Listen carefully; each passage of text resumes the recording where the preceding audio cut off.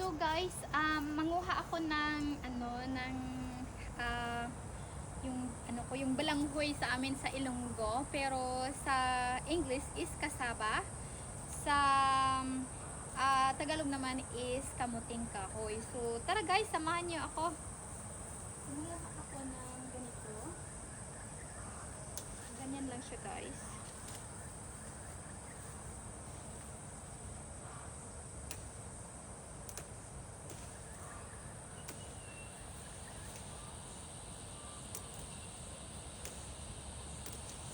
So, ang dami ko na guys. Tingnan niyo. So, marami ako dito. So, ganyan kasi kami sa amin pag nagulay kami. Ganyan yung ginagawa namin.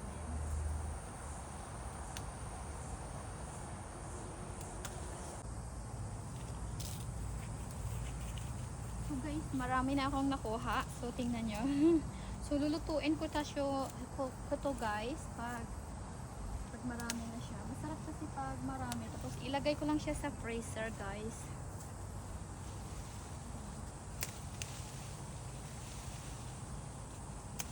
Ganyan siya. Ganyan yan sa amin guys. So, kung hindi pa kayo nakakain guys, sobrang sarap nito guys.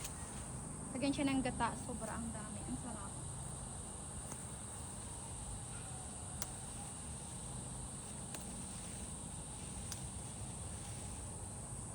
So, bali once a year lang ako nagha-harvest nito. Mga ganitong buwan. Kasi tag-ulan ngayon. So, ang ganda ng tubo niya.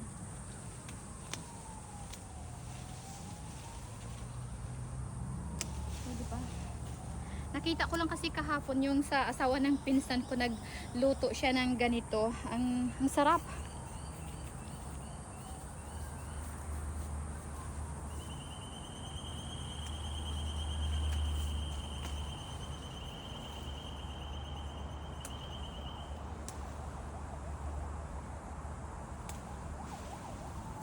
So, masarap to siya guys pag marami siyang gata. Ang sarap nito.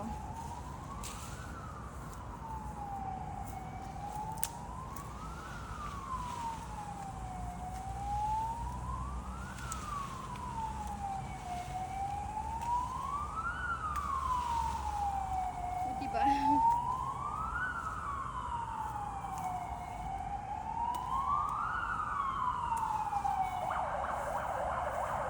So, may ambulance guys. So, malapit kasi kami sa daan. So, tingnan nyo guys, ang dami ko na. O, diba? Ang ganda. Ang dami. So, lulutuin ko na to siya guys. So, tara, let's go!